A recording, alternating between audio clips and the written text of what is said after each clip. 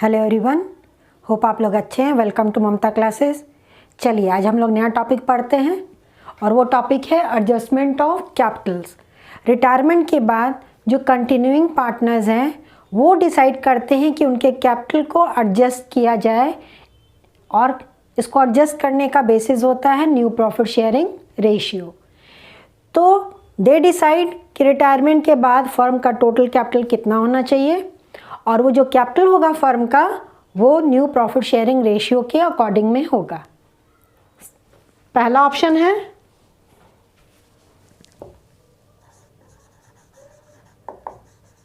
Capital of the firm is fixed और ये किस रेशियो में होगा? इन न्यू प्रॉफिट शेयरिंग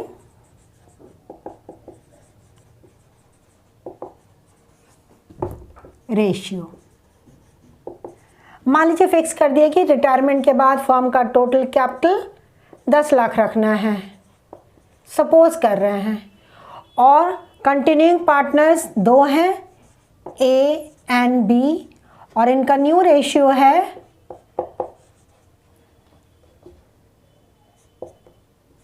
3:2। तो इसको किस रेशियो में रखना है? 3:2 में। तो ए का कैपिटल हो जाएगा 10 lakh into 3/5 is equal to 6 lakh और बी का कैपिटल कितना हो जाएगा? 10 lakh into 2/5 is equal to 4 lakh. ये न्यू कैपिटल होगा ए और बी का आफ्टर रिटायरमेंट में भी सी रिटायर किया है। तो अब 6 लाख होना चाहिए रिटायरमेंट के बाद। इसको कंपेयर करेंगे with the actual capital of ए।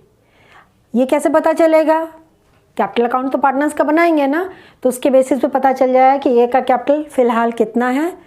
6 लाख से अगर ज़्यादा है तो वो विड्रॉ कर लेगा और 6 लाख से कम है तो वो और एडिशनल कैपिटल लाएगा। बी के लिए भी सेम प्रिंसिपल अप्लाई होगा, उसका होना चाहिए 4 लाख। अगर अभी फ़िलहाल जो बैलेंस सीडी आया है कैपिटल अकाउंट बना करके अगर 4 लाख से कम है तो he will have to bring additional capital, और अगर 4 लाख से ज़्यादा है तो B will withdraw excess capital. तो ये सिचुएशन हो गया जब पार्टनर्स का कैपिटल फिक्स कर दिया जाता है। This was the first situation. दूसरा सिचुएशन है capital of partners is equal to existing capital. ये पार्टनर्स कंटिन्यूइंग पार्टनर्स, इनका कैपिटल होगा existing capital of continuing partners. और ये किस रेशियो में रहना चाहिए बेटा जी? न्यू रेशियो में। सपोज कीजिए यहाँ कंटिन्यूइंग पार्टनर एक्स और जेड है, ठीक है। बैलेंस सीडी करके current capital balance is equal to ₹5,50,000 और Z का करंट कैपिटल बैलेंस सपोज कर रहे हैं 4,50,000 है और दोनों पार्टनर्स का न्यू रेशियो 1:1 का डिसाइड किया गया है। तो ये जो दोनों का कैपिटल है टोटल करके कितना आ रहा है? It is equal to 10 lakh. तो इसको किस रेशियो में रखना है? डिवाइडेड बाय 2 कीजिए। दोनों पार्टनर्स का कैपिटल 5 लाख होना चाहिए। तो पहला पार्टनर का 5,50,000 है, एक्चुअल होना चाहिए 5 लाख, ही विल विड्रॉ 50,000। और दूसरे पार्टनर का कैपिटल 450 है तो he will have to bring additional capital. तो ये हो गया जो फिलहाल का बैलेंस है उसी को प्रोपोर्शनेट कर देना है in the new profit sharing ratio. तो ये 2 सिचुएशन हो सकता है एडजस्टमेंट ऑफ पार्टनर्स कैपिटल के केस में। अभी एक न्यूमेरिकल हम लोग सॉल्व कर लेते हैं फर्स्ट वाले टॉपिक से रिलेटेड, सेकेंड वाला तो अंडरस्टूड हो ही जाएगा। तो शुरू करें। अभी ये क्वेश्चन आपके स्क्रीन पे डिस्प्ले होगा, उसका स्क्रीनशॉट ले लीजिए।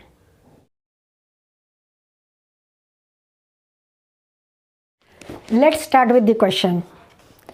Leena, Madan and Naresh were partners in a firm sharing profits and losses in the ratio of 2:2:3. On 31st March 2015, their balance sheet was as follows. Liability side है trade creditors, bank overdraft, long term debts, employees provident fund और तीनों partners का capital. Asset side normal assets है और last में एक item है deferred advertisement expenditure, ये तो राइट ऑफ करना पड़ेगा। On 31st March 2015, Madan retired from the firm and the remaining partners decided to carry on the business. Madan retire कर गया और बाकी दो पार्टनर कंटिन्यू करेंगे बिजनेस को। It was decided to revalue assets and liabilities as under. अब नीचे कुछ एडजस्टमेंट्स दिया है, उसको कंसिडर करते हुए हम लोग न्यूमेरिकल को सॉल्व करेंगे। एडजस्टमेंट नंबर 6 बोल रहा है goodwill of the firm be valued at ₹5,60,000 and Madan share of goodwill be adjusted in the accounts of Leena and Naresh. Leena and Naresh decided to share future profits and losses in the ratio of 3:2। Okay, तो obvious है continuing partners का नया ratio दिया है, पुराना ratio दिया है, तो यहाँ पे हमको गेनिंग रेशियो निकालना पड़ेगा और गेनिंग रेशियो निकाल करके ही रिटायरिंग पार्टनर के कैपिटल का एडजस्टमेंट करेंगे। The total capital of the new firm will be 32 lakh. Retirement के बाद फर्म का टोटल कैपिटल कितना फिक्स किया गया? 32 lakh, which will be in the proportion of the new profit sharing ratio of Leena and Naresh. और इस 32 लाख को न्यू प्रॉफिट शेयरिंग रेशियो के अकॉर्डिंग ही प्रोपोर्शनेट करना है। Amount due to Madan was settled by accepting a bills of exchange in his favour payable after 4 months। और जो retiring partner है उसके अकाउंट को कैसे सेटल किया गया? एक बीपी एक्सेप्ट करके। बीपी एक्सेप्ट करेंगे और बीपी का पेमेंट पीरियड है 4 महीना, तो पेमेंट पीरियड से हमको कोई लेना देना नहीं। बिल्स पेबल जो अभी एक्सेप्ट करके देंगे वही हमारा यहाँ पर एंट्री होगा। आपको बनाना क्या बेटा जी? Prepare evaluation account, partners capital accounts and balance sheet of the firm after Madan's retirement. आपको रिवैल्यूएशन अकाउंट बनाना है, पार्टनर्स कैपिटल अकाउंट बनाना है एंड देन बैलेंस शीट। तो let's start with the revaluation account.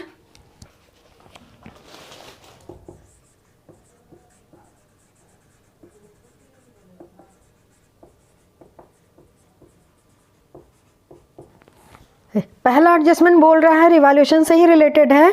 Land and building be appreciated by 2,40,000। Land और building का value 2,40,000 से बढ़ गया, तो ये credit side by land and building account 2,40,000। Machinery भी डिप्रिशिएटेड बाय 10%। मशीनरी को 10% से डिप्रिशिएट करना है टू मशीनरी अकाउंट। मशीनरी का value given is 5 lakh. 5 lakh का 10% 50,000। 50% of investment where taken over by the retiring partner eight book value. Investment का 50% retiring partner ले लिया है, तो जब रिटायरिंग पार्टनर लिया है तो उसके कैपिटल अकाउंट में एडजस्ट होगा। रिवैल्यूएशन का तो पार्ट है नहीं। An old customer Mohit, whose account was written off as bad debt, has promised to pay ₹7,000 in settlement of his full debt of ₹10,000. एक पुराना कस्टमर है जिसके पास मेरा 10,000 रुपया बाकी था एंड हिज नेम वॉज मोहित। उसको हम बैड डेट्स मान करके राइट ऑफ कर चुके। अब वो प्रॉमिस किया है कि 7,000 रुपया हमको पेमेंट करेगा, तो मेरा डेटर्स बढ़ रहा है ना, एसेट बढ़ रहा है, तो obviously on the credit side record करेंगे इसको बाय डेटर्स अकाउंट। और 7,000 ही जितना प्रॉमिस किया है उतना ही जाएगा, 10,000 नहीं जाएगा, और जो डिफरेंस है उसको भी हम इग्नोर कर देंगे। अब डूबा हुआ पैसा हमें से 7,000 मिल रहा है, वही लिखेंगे। क्लियर है? Provision for doubtful debts was to be made at 5% on debtors. Debtors पे आपको 5% का प्रोविजन क्रिएट करना है। लेट्स सी, वर्किंग थोड़ा कर लेते हैं। डेटर्स बैलेंस शीट का दिया हुआ है 4 लाख, और अभी हमारा डेटर्स कितना इंक्रीज कर गया? 7,000 से। एड इंक्रीज, टोटल डेटर्स हो गया 4,07,000, और इसी 4,07,000 का प्रोविजन क्रिएट करेंगे 5%।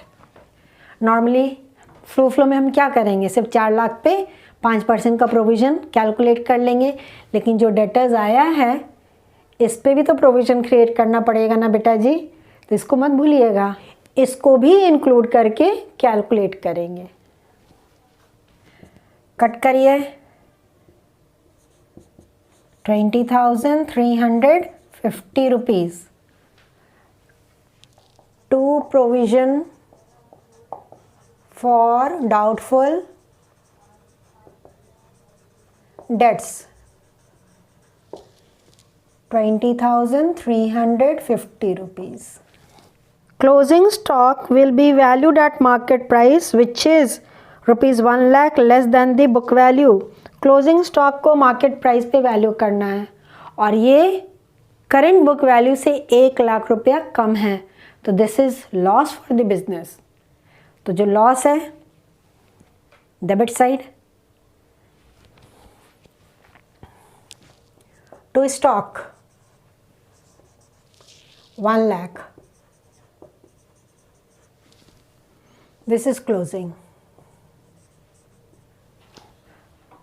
अब आपको कौन साइड बड़ा दिख रहा है? क्रेडिट साइड का टोटल बड़ा है, डेबिट साइड का टोटल छोटा है, तो there is profit on revaluation.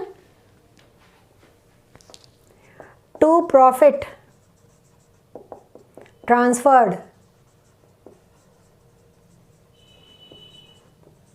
To capital account, Leena, Madan and Naresh, तीनों पार्टनर के बीच में प्रॉफिट डिस्ट्रीब्यूट होगा। पहले हम क्रेडिट साइड का टोटल कर ले रहे हैं, तो इट इज इक्वल टू 2,47,000, और उसमें से कितना लेस कीजिएगा? 1,70,350, तीनों का टोटल, तो बैलेंस लेफ्ट इज 76,650, और किस रेशियो में डिस्ट्रीब्यूट करना है? 2:3 के रेशियो में। तो first partner will get 21,900, second partner will also get 21,900, and third partner will get 32,850 rupees. तीनों का total 76,650, grand total will be 2,47,000। अब हमारा रिवैल्यूएशन अकाउंट हो गया। सेकेंड वर्किंग भी करना पड़ेगा ना, गेनिंग रेशियो तो निकालना पड़ेगा, और रिटायरिंग पार्टनर का गुडविल का शेयर भी हमको कैलकुलेट करना है। तो चलिए सेकेंड वर्किंग कर लेते हैं।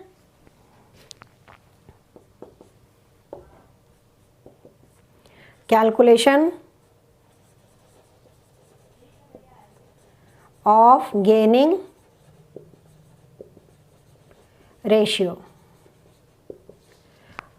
गेनिंग रेशियो का formula new ratio minus old ratio. New ratio आपका दिया हुआ है 3:2, और कौन है ये? Leena and Naresh.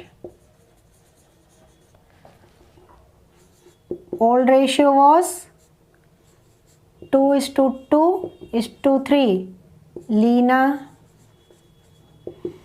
to Madan to Naresh. अब बेचारा यही रिटायर किया है, तो हमको लीना का पहले निकालना होगा। 3/5 minus 2/7, LCM will be 35, 21 minus 10, 11/35, and Naresh 2/5 minus 3/7, LCM will be 35 once again, 14 minus 15, इसका माइनस में आ रहा है बेटा, यानी कि ये तो गेन किया लेकिन नरेश सेक्रीफाइस कर गया।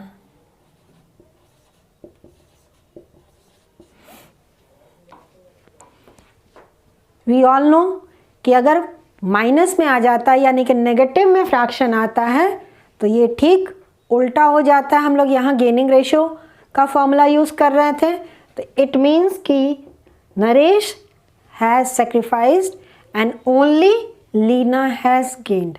तो जो लीना है उसको तो दोनों को कंपनसेशन देना पड़ेगा, रिटायरिंग पार्टनर को भी देना पड़ेगा प्लस नरेश को भी देना पड़ेगा गुडविल के लिए। ठीक है, तो अब निकाल लेते हैं कि कितना शेयर आ रहा है। This is the third working. Madan's share in goodwill. Goodwill total firm का कितना दिया बेटा जी? 5,60,000 इंटू मदन का शेयर 2/7 इक्वल्स टू 1,60,000। और ये सेक्रीफाइस किया है नरेश, तो इसको भी कितना मिलेगा?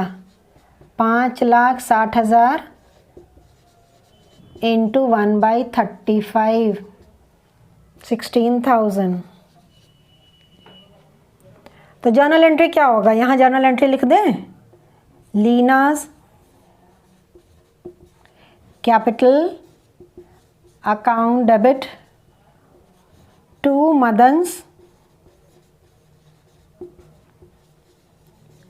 Capital account and to Naresh's capital account.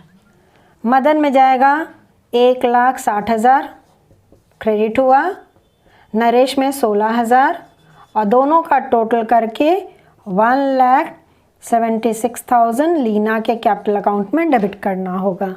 तो this is the journal entry. बिना नरेशन का आप जर्नल एंट्री पास कर सकते हैं ताकि आपको पोस्टिंग करने में आसानी हो। क्लियर है? तो अब पार्टनर्स कैपिटल अकाउंट बनाना हम शुरू करते हैं। अभी एक वर्किंग और है, पार्टनर्स का जो कैपिटल दिया है उसको किस रेशियो में रखना है? न्यू रेशियो में, and the new ratio is 3:2।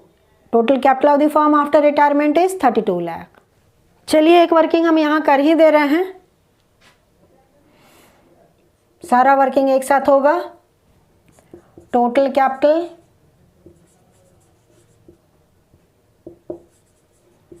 of the firm is equal to rupees 32 lakh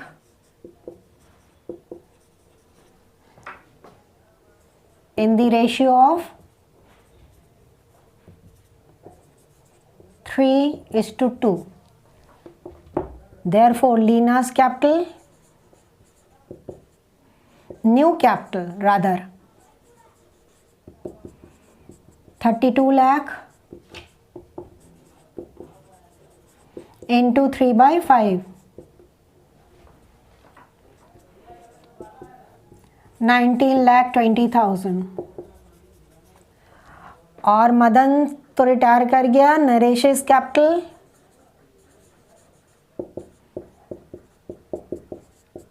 32 lakh into 2/5, 12,80,000। तो ये हमारा न्यू कैपिटल हो गया नरेश का और लीना का। सारा वर्किंग हमने कर दिया है, थोड़ा सा इधर उधर हो गया लेकिन नंबरिंग कर दिए हैं, इसलिए कोई कंफ्यूजन नहीं होना चाहिए।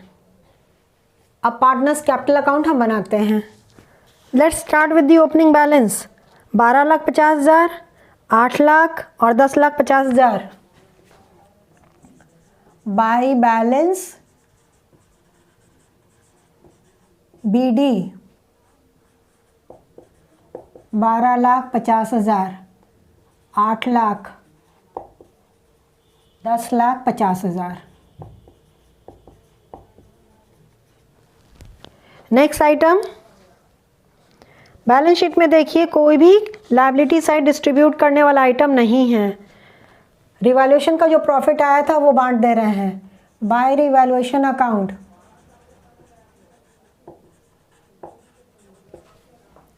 21,900, 21,900,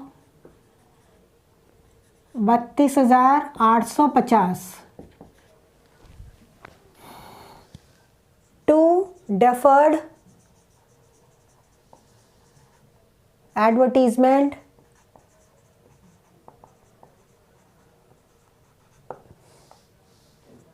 एक्सपेंडिचर।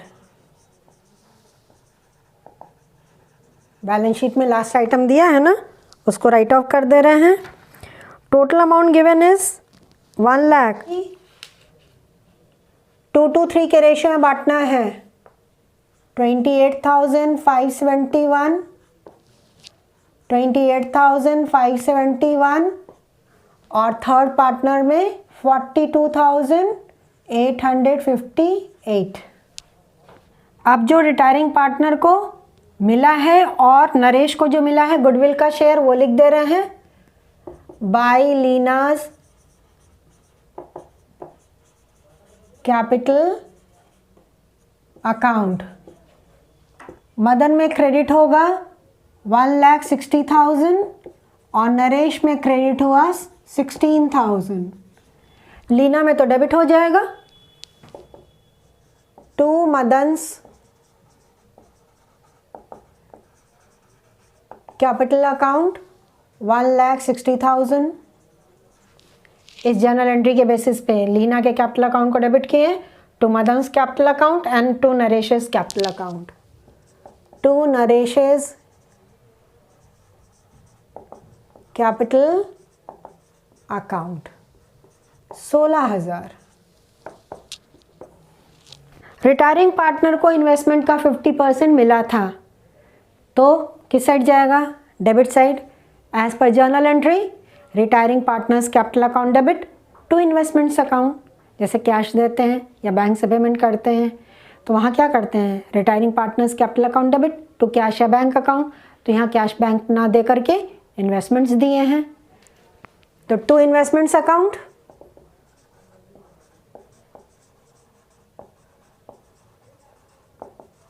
इन्वेस्टमेंट्स कितना दिया आपका बैलेंस शीट में?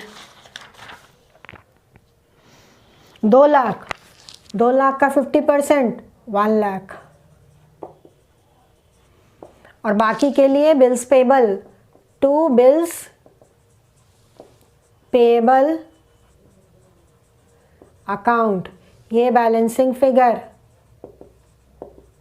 और जो कंटिन्यूइंग पार्टनर्स है उनका balance CD, to balance CD।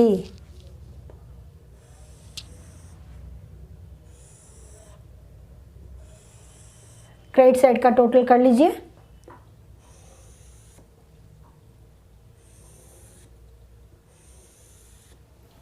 पहला पार्टनर का 12,71,900, दूसरे का 9,81,900 और तीसरे का 10,98,850।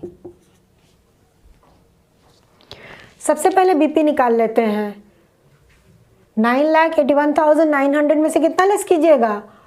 1 लाख प्लस 28,571, तो बैलेंस लेफ्ट इज 8,53,329 रुपीज़। तो अब बिल्स पेबल हमको पेमेंट करना होगा 8,53,329।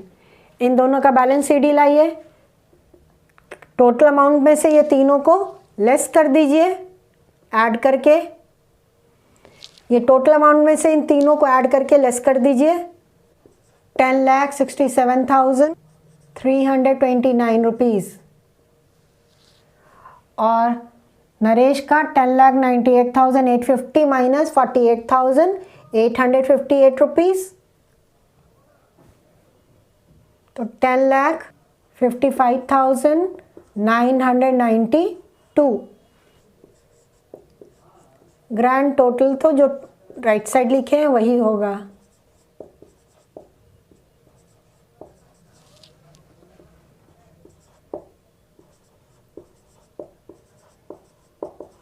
अब रिटायरिंग पार्टनर का तो हमारा अकाउंट क्लोज हो चुका, कुछ भी बचा नहीं। किनका बच गया? कंटिन्यूइंग पार्टनर्स का, क्योंकि उनके कैपिटल को प्रोपोर्शनेट करना है, तो जो बैलेंस सीडी था वो बैलेंस बीडी हो जाएगा नेक्स्ट पार्ट के लिए बाई बैलेंस बीडी। 10,67,329 और नरेश का 10,55,992। एक्चुअल बैलेंस कितना होना चाहिए बाबू? पहला का होना चाहिए 19,20,000 और दूसरा का होना चाहिए 12,80,000। ये एक्चुअल बैलेंस सीडी होना चाहिए, क्लोजिंग कैपिटल होना चाहिए। तो एक लाइन छोड़ करके डेबिट साइड लिख देंगे टू बैलेंस सीडी, ये क्लोजिंग कैपिटल रिक्वायर्ड है।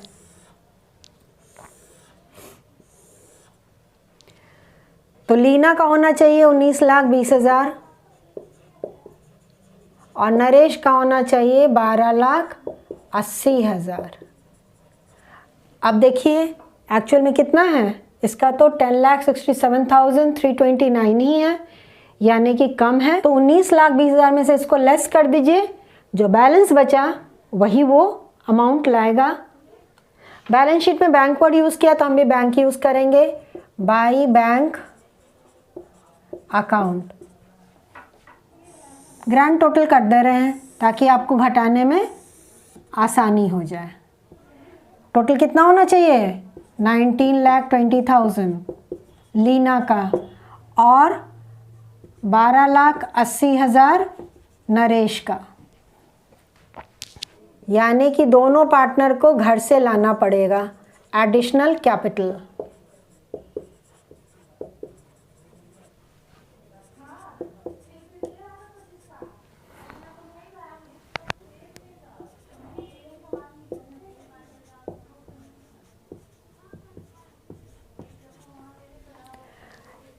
तो लीना को लाना पड़ेगा 8,52,671 रुपीज़ और नरेश को लाना पड़ेगा 2,24,008 रुपीज़। अंडरस्टूड? थोड़ा सा कंसंट्रेट करके इस टॉपिक को बनाना होगा। अब मेरा पार्टनर्स कैपिटल अकाउंट भी कंप्लीट हो गया। अब क्या बनाएंगे? बैलेंस शीट बनाएंगे। Balance sheet as at 1st April 2015। चलिए लायबिलिटी साइड से शुरू करते हैं। ट्रेड क्रेडिटर्स में कोई चेंज नहीं, तो जस का तस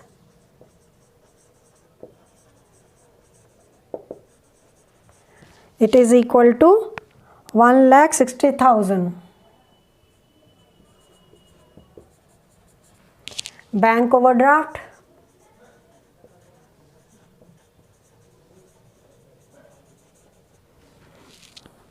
$44,000। लॉन्ग टर्म डेट्स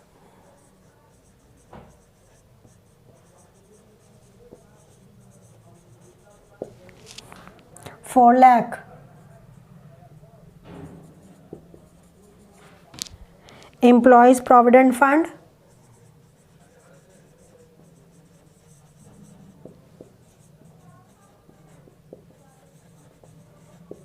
ये हमारे लिए लायबिलिटी होता है, एम्प्लॉय को पेमेंट करने के लिए प्रोविडेंट फंड क्रिएट किया जाता है। एक आइटम यहाँ से बिल्स पेबल जाएगा और बैंक ओवरड्राफ्ट के ऊपर होना चाहिए। फिलहाल हम नीचे लिख दे रहे हैं, एरो कर देंगे। Bills payable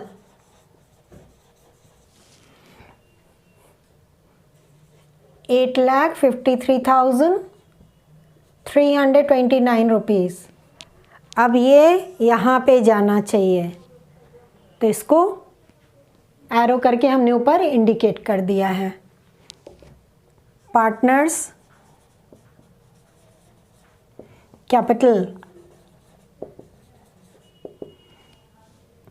Leena and Naresh. Leena का कैपिटल है, जो नया कैपिटल कैलकुलेट किए थे 19,20,000, और नरेश का 12,80,000, और दोनों का टोटल 32 लाख। तो लायबिलिटी साइड का हमारा सारा आइटम हो चुका। बैंक, अब देखिए बैंक बैलेंस आपका कितना दिया था। बैंक बैलेंस इज 80,000, और ये दोनों लाए कितना है, लीना लाई थी 8,52,671 रुपीज़, और नरेश 2,24,008 रुपीज़। तीनों को ऐड कर दीजिए, यही आपका बैंक बैलेंस हुआ ना, 11,56,679 rupees. Next item sundry debtors,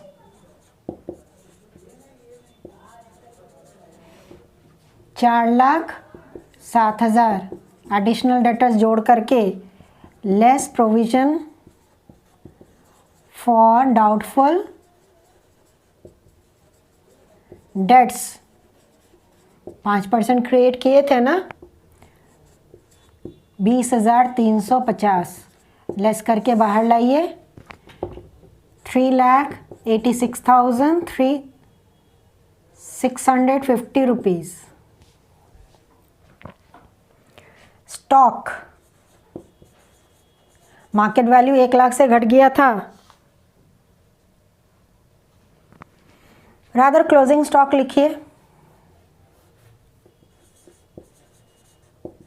क्योंकि बैलेंस शीट में क्लोजिंग स्टॉक वर्ड यूज़ किया हुआ है। तो बैलेंस शीट में दिया हुआ था आपका 8 लाख, 8 लाख में से 1 लाख घट गया तो कितना आ गया आपका 7 लाख।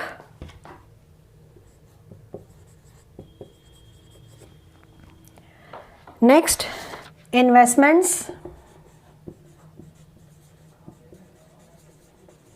2 लाख में से 1 लाख तो रिटायरिंग पार्टनर को दे दिए थे, तो balance left is 1 lakh.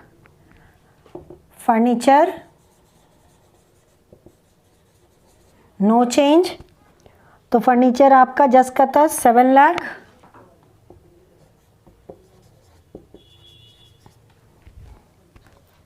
Machinery 10% से डिप्रिशिएट किया था, तो 5 लाख में से 50,000 घटाने के बाद 4,50,000। And then land and building,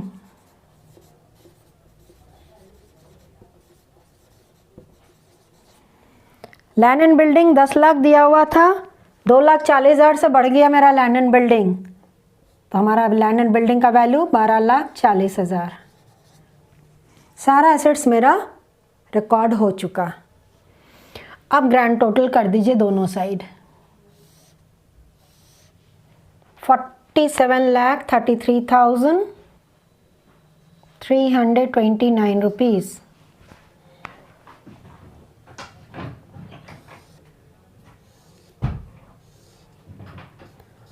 ₹47,33,329 rupees. Balance sheet का दोनों साइड हमारा इक्वल हो गया। तो हमारा न्यूमेरिकल अब कंप्लीट हो गया। होप आपको समझ में आ गया होगा। आज हमने रिटायरमेंट का ऑलमोस्ट सारा टॉपिक कवर कर दिया, सिर्फ एक टॉपिक बचा है and that is hidden goodwill. तो नेक्स्ट क्लास में हम लोग हिडन गुडविल सीखेंगे। तो मिलते हैं नेक्स्ट क्लास में, तब तक अपना ख्याल रखिए, खुश रहिए, बाय।